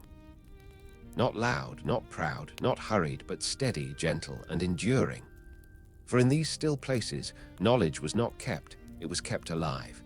And through that living light, the world prepared quietly, patiently, for learning to bloom once more. As centuries turned, monastic learning deepened not only in discipline, but in spirit. Knowledge here did not rise like a storm, sudden and fierce. It grew like dawn, slow and patient, revealing its light one soft layer at a time. The world beyond the cloister might measure power by armies and banners, by conquests and crowns, but within monastery walls, wisdom was strength, and patience was the path to it. It was common for brothers to begin the day in prayer and end it in study, their minds shaped by a rhythm as ancient as the earth turning beneath the sky. But learning was not an ornament to their devotion, it was part of their sacred duty. They believed that understanding creation brought one closer to the Creator. That reason was a candle God placed within the human mind to illuminate truth. And so they studied not in pursuit of title or prestige, but in pursuit of clarity, humility, and reverence. Scrolls and codices lined their shelves, some copied by their own hands, others gifted by travelers or clergy, still others rescued from ruins of forgotten halls once filled with students and scholars before time or war swept them bare. Each manuscript represented a thread of memory, and monks wove those threads into meaning day by day. They copied words carefully, then discussed them not to challenge faith, but to enrich it. Lessons unfolded in the cloister walks, under the soft echo of sandals brushing stone floors. There was no spectacle, no raised dais, no applause. A teacher did not stand elevated. He walked among his students, speaking in tones meant for understanding rather than command. A novice might carry a wax tablet, pressing letters into its surface with a stylus, learning grammar through repetition. An elder brother might hold a codex open, pointing to passages and tracing syllables with the tip of his finger, explaining rhythm and meter like a shepherd guiding a lamb across a gentle hillside. Their curriculum expanded as centuries passed. They did not limit themselves to scripture alone, for they believed all truth, wherever found, belonged to God. Slowly, they developed a broad education, grammar, so language could be shaped clearly, rhetoric, so ideas could be expressed with grace, logic, so truth could be separated from confusion, arithmetic, not simply for counting crops, but for understanding harmony and order, geometry, to comprehend form and structure, astronomy, to read the heavens and mark sacred seasons. Music, not for entertainment, but for worship and contemplation. These 7 subjects, the liberal arts, would one day form the foundation of medieval universities. But in monasteries, they lived as practice, quiet, steady, grounded in reverence. Knowledge here was not competitive.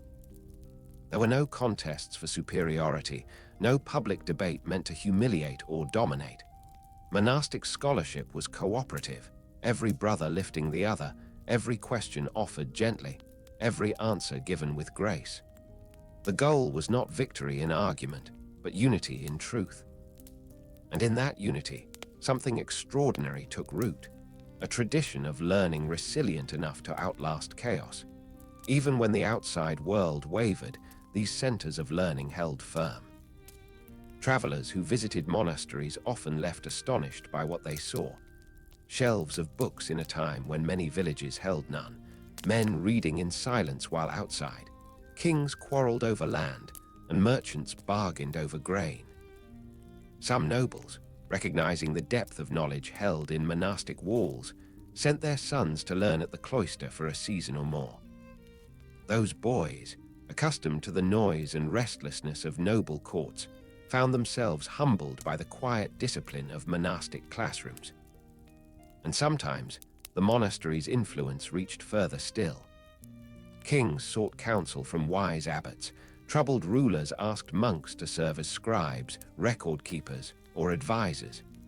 These brothers accepted such roles reluctantly, always returning to the cloister when duty was done. They did not seek to wield power, they sought to guide it gently, like hands steadying a flame against the wind. Yet even in their peace, monastic scholars faced difficulty. There were times when famine struck, when sickness spread, when raiders threatened, when political tides swept too near. During such times, study slowed, and survival took precedence. But always, when danger passed, the monks returned to their books. Knowledge did not scatter when fear arrived. It waited, patient as stone, ready to be lifted again when calm returned. Some monasteries became renowned as centers of learning. Word spread across kingdoms. Here lived wise men who understood Latin deeply, who could explain scripture, who knew medicine, who had maps of stars inked in careful circles. Pilgrims seeking spiritual guidance sometimes found themselves receiving lessons in astronomy along with prayer, learning how seasons turned or how solstices marked the heavens. Knowledge and devotion walked hand in hand. In those centuries, monks did not imagine that one day cities would rise with grand universities, where scholars argued fiercely, where libraries soared high and classrooms filled with eager minds from many lands. Yet unknowingly, they prepared the soil for that flowering. They preserved methods of teaching, habits of thought, structures of study.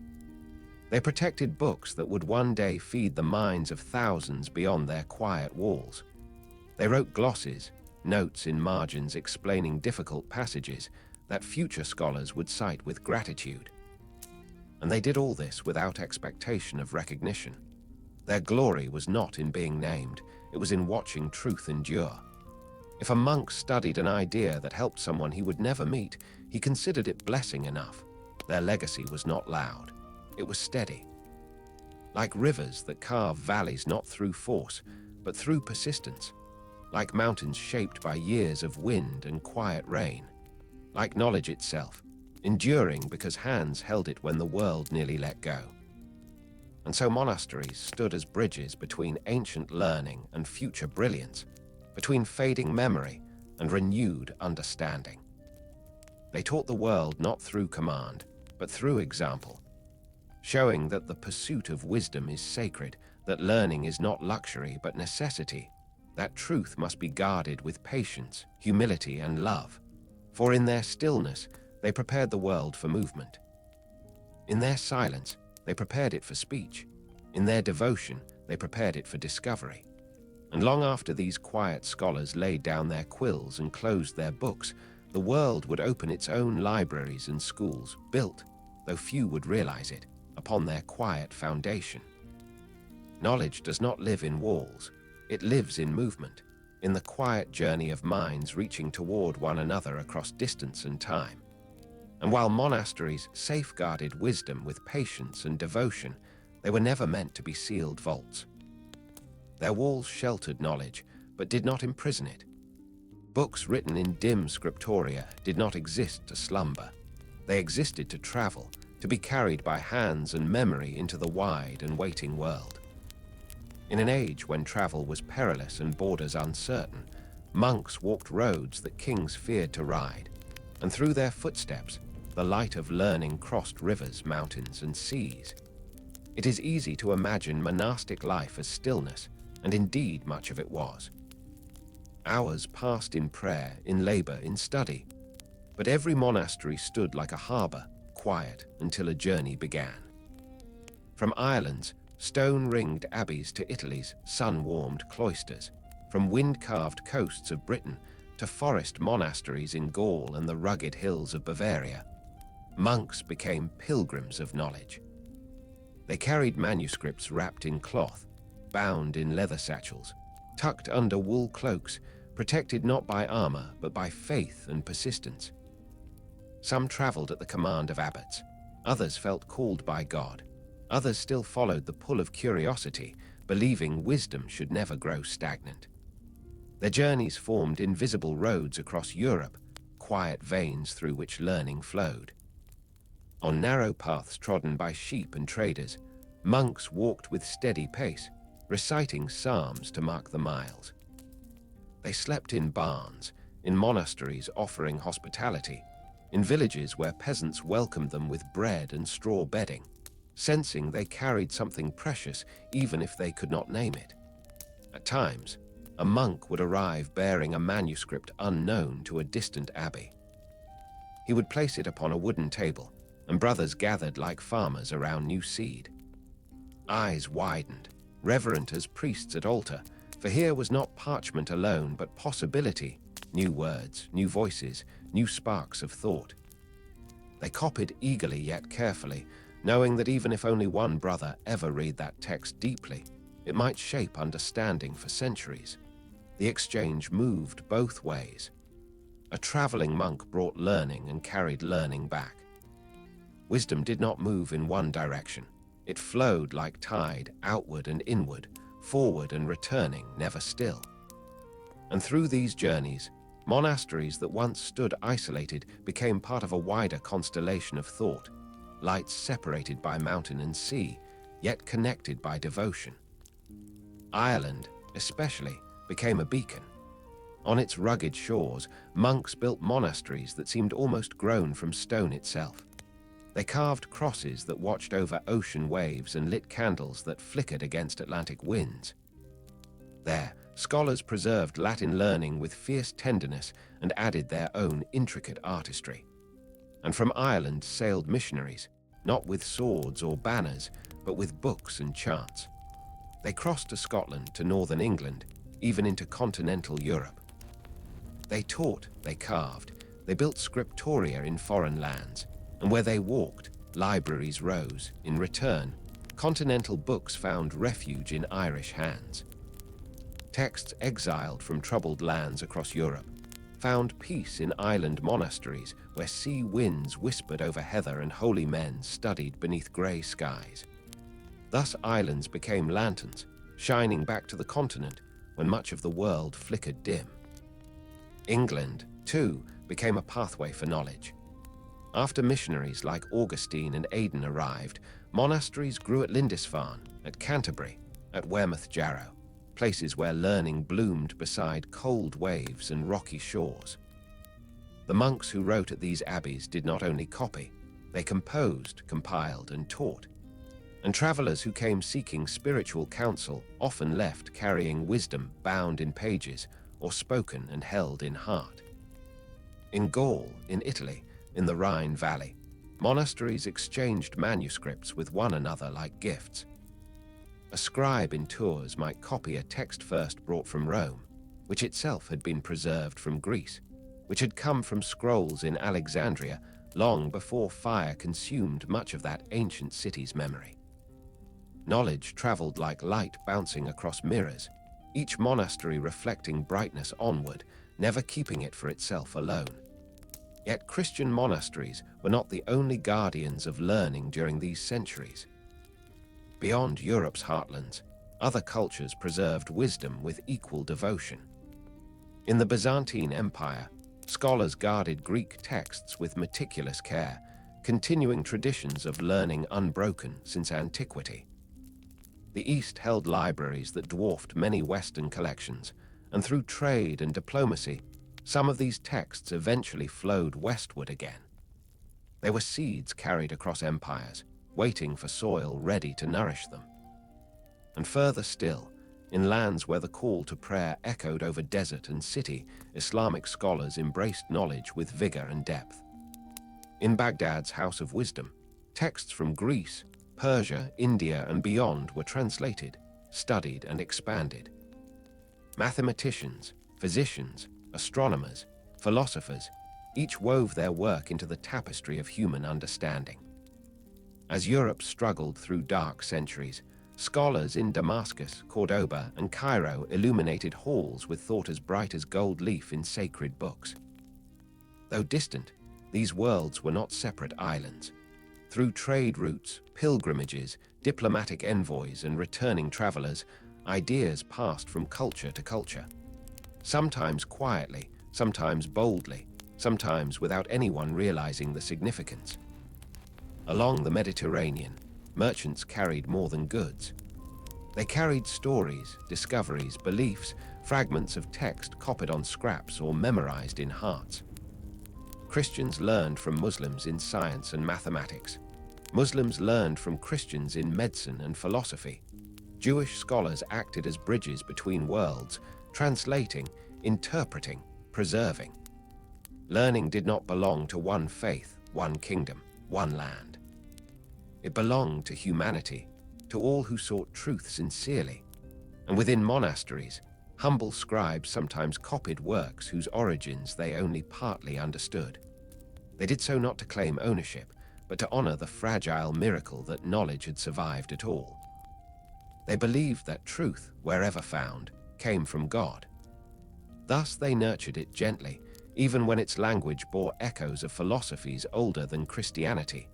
Memory traveled like wind, like pilgrims walking sunlit roads, like ships crossing slow waters. And monks, though quiet and hidden, helped guide that wind. They did not stand at ports or palaces to proclaim their work.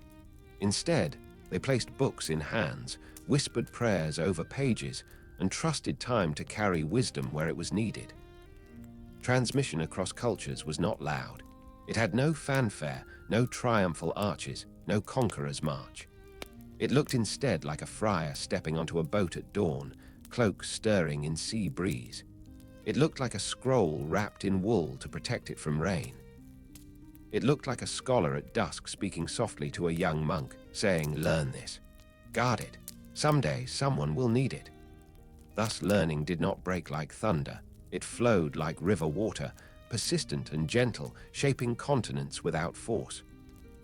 And when the world was ready to awaken fully once more, when cities grew and universities rose, and debate echoed through cloisters and lecture halls, it would do so because wisdom had been carried safely across centuries, across borders, across faiths, across lives. And all along, in the quiet places where candles burned low and parchment rustled beneath careful hands, monks kept faith not only in heaven, but in humanity's capacity to learn, to remember, to grow. They trusted that no idea worth keeping would ever truly be lost, not while someone, somewhere, held a quill in devotion. For knowledge, like pilgrimage, is a journey, and every step taken in humility leads toward light. Though monastic life seemed enclosed, its influence reached far beyond cloister walls, flowing outward like gentle rivers, finding new valleys. It did not matter that monks lived far from cities, or that most walked roads without escort. Knowledge they carried moved as steadily as seasons, crossing boundaries of language, empire, and faith. In those centuries when many believed the world small and divided, monks quietly proved it vast and connected, a tapestry where each thread, even if faint, strengthened the whole. Pilgrims often came to monasteries, seeking spiritual renewal, but they also carried memory, stories from distant lands, fragments of teachings overheard, memories of texts glimpsed in another house of prayer. A pilgrim from the south might speak of monasteries in Rome where relics lay and where libraries held ancient works. Another from across the sea could describe Irish monks writing by the light of the western sun. A merchant seeking a blessing before caravan travel might unwittingly share ideas learned from scholars in foreign courts. Word by word, tale by tale, knowledge traveled from ear to ear long before it appeared on parchment, and monks listened. They did not reject what came from beyond their walls. They measured it, contemplated it, and when they found wisdom in it, they wove it into their growing treasury of thought. Thus monasteries did not only preserve the past, they absorbed the present and prepared for the future. When merchants brought goods to coastal towns, monks sometimes met them to trade parchment for grain, honey for wax, hospitality for small fragments of learning whispered in foreign tongues. They learned of navigators using stars beyond those mapped by Rome, of healers who crushed unfamiliar herbs to treat illnesses, of storytellers who spoke of ancient kings and hidden cities. Some of these tales found their way into monastic records, not as doctrine, but as memory, hints of distant lands the monks might never see, yet still honored as part of creation. Occasionally, a traveling monk returned from pilgrimage with more than relics or blessings. He brought books. A thin folio of Greek verses, a fragment of treatise on numbers, a commentary written by a scholar in Constantinople. These were treasures beyond measure, and when placed upon the monastery's desk, they drew brothers together like moths to flame. Though few could read Greek at certain times, they learned. Latin-speaking monks asked questions, compared passages, worked slowly to understand foreign language and thought. In those moments, languages that had once seemed distant became bridges rather than barriers. In Spain and Sicily, where Christian, Muslim, and Jewish scholars lived in uneasy yet fruitful proximity, texts crossed boundaries more boldly.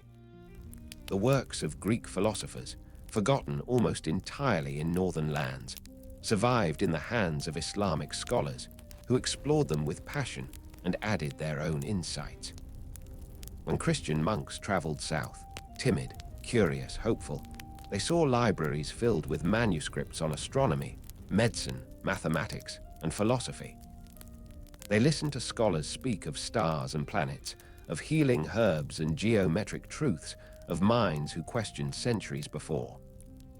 Often they returned north carrying translations, or at least memories strong enough to spark desire for learning anew. And in the centuries that followed, when the time came for Europe to awaken fully to inquiry once more, these seeds would blossom. Seeds planted quietly by monks unafraid to learn from those different than themselves. They understood that all truth illuminated God's world, regardless of where it was found, who spoke it, or in which script it was first carved. Travelers, too, brought knowledge to monasteries. Sailors told of stars used by distant lands to navigate oceans. Diplomats recounted customs of foreign rulers. Pilgrims shared prayers heard in holy cities where languages mingled like streams in a valley. Each tale, though simple, added to the monks' understanding of the world. They recorded some in annals and chronicles, not as boast or curiosity, but as part of the great tapestry of creation. Even wars, grim as they were, carried knowledge in their shadow. When armies marched, when kingdoms clashed, captives and refugees moved across lands, bringing with them memories and words. Monasteries, dedicated to hospitality, welcomed the weary, and in quiet exchanges at monastery tables, monks learned of far roads, distant cities, and knowledge scattered like seed by sorrow. They grieved for suffering, yet they listened, honoring each story as part of the human journey. At times, knowledge returned to monasteries changed, refined, expanded, or filtered through new minds.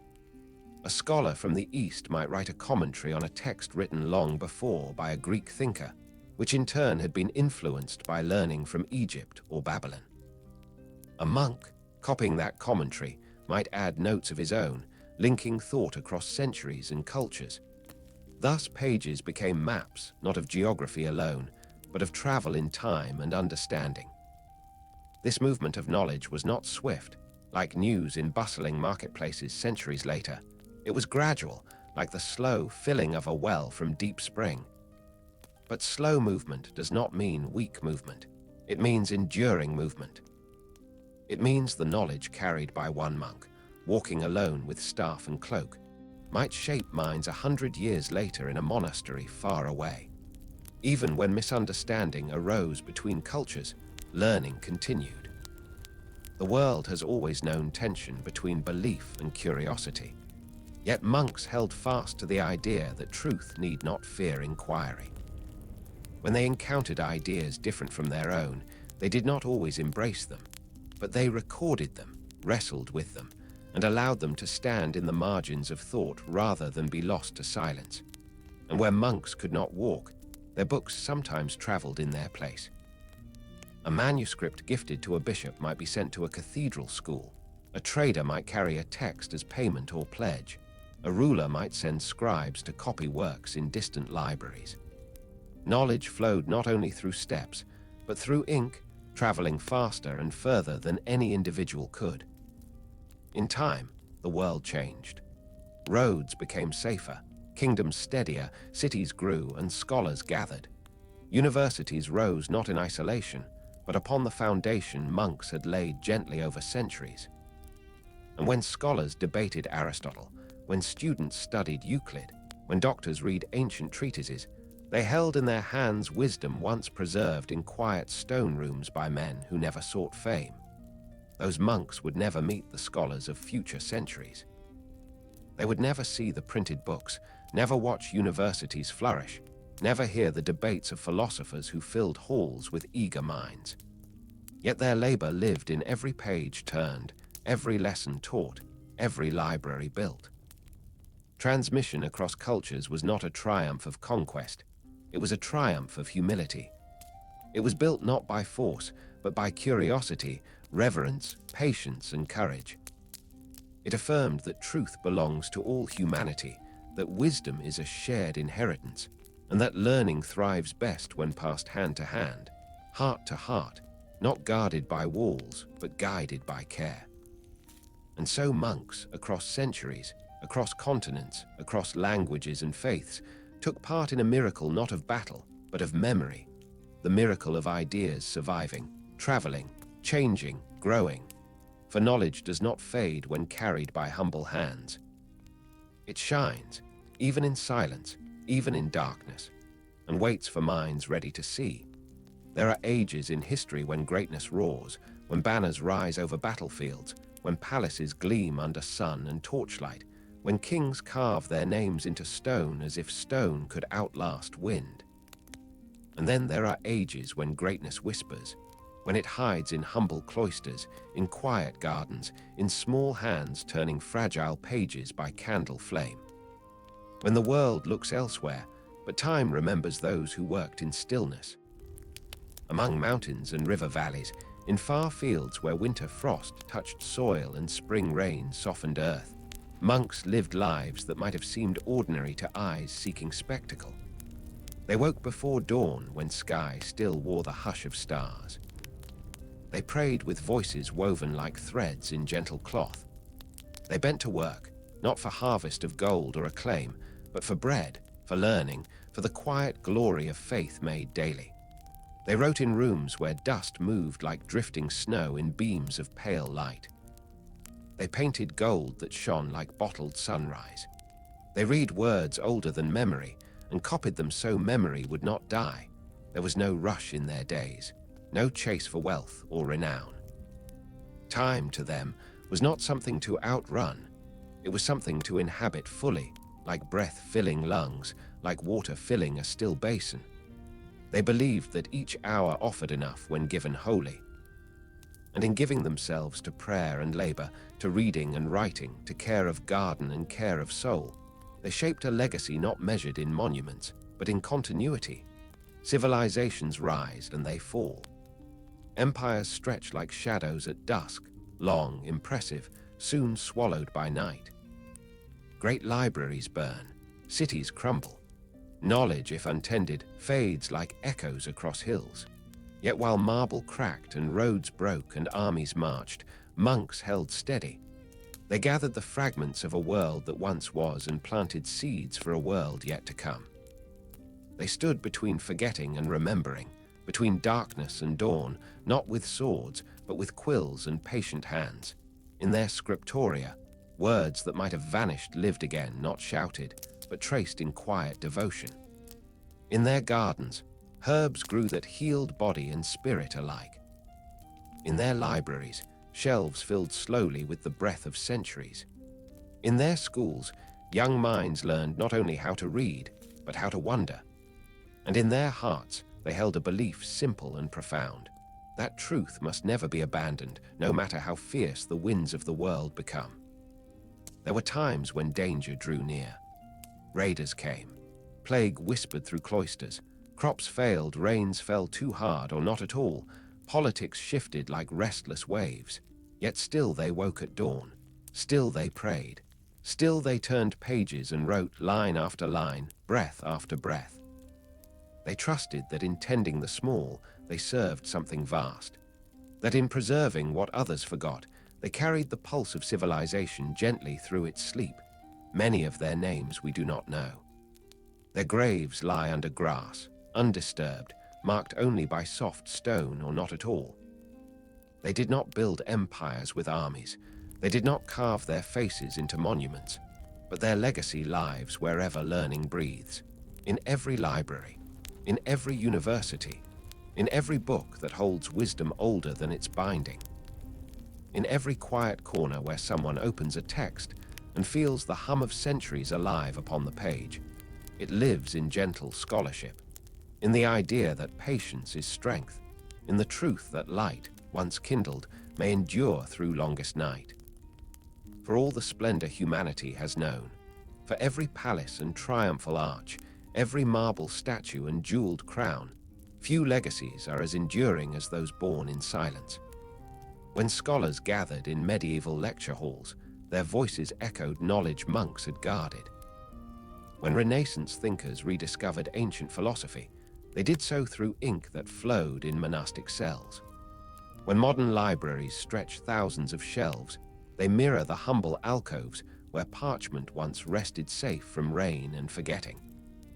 Even now, when a student reads Plato, or a musician chants ancient hymns, or a historian studies chronicles of long-gone kingdoms, they share breath with monks who bent over pages centuries ago, believing that thought mattered, that truth deserved time, that the world would someday wake hungry for knowledge again.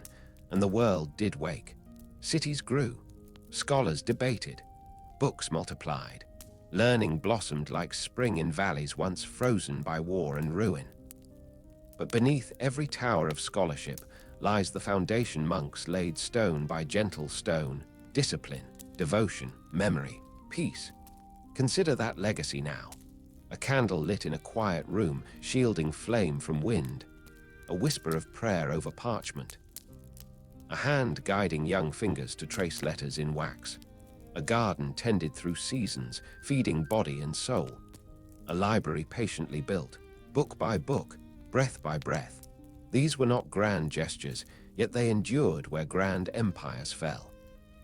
They offer a lesson as old as faith and as new as tomorrow. What is kept in care does not vanish. What is tended in silence grows strong. What is preserved with love outlasts the ages. And so, as we leave this journey, carried through cloister halls, scriptoria, and libraries glowing with quiet fire, we offer reverence not only to monks of the past, but to the idea they carried through centuries like lantern-bearers in long night, that human thought is sacred. That memory is worth guarding, and that wisdom once written must never be allowed to fade. Tonight, rest with that truth. Let it settle gently, like dust in sunlit air. Let the weight of centuries soften into comfort, not burden. For just as the monks kept watch over knowledge while the world slept, so too does night hold us safely now. Close your eyes. Feel time stretch quiet and soft around you. The echoes of script and chant grow distant, like footsteps fading down a long corridor. The world grows still, and peace settles like evening snow. And somewhere, in a place beyond sight yet within memory, a candle still burns on a wooden desk, beside parchment waiting, quill resting, gold leaf shimmering like a sliver of dawn not yet risen. Light endures. So rest, knowing it is tended, and when morning comes, the world you wake into will still carry the quiet gifts of those who believed knowledge was holy, and time a sacred space where truth could live.